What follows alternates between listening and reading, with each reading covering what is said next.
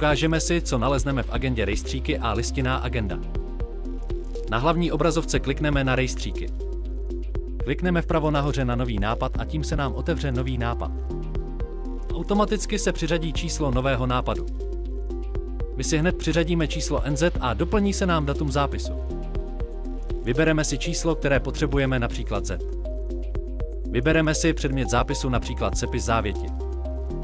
Vpravo nahoře klikneme na vytvořit, tím se nám vytvořil spis sepis závěti, který souvisí s přiřazeným NZ. V poli účastníci si přidáme nového účastníka.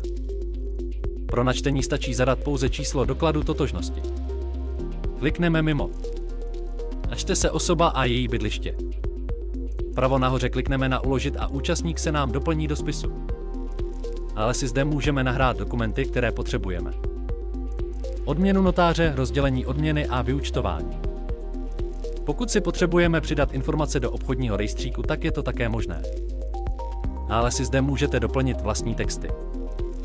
Pokud chceme využívat všechny funkce EnotService Premium, je důležité si přiřadit NZ informaci pro statistiku kanceláře.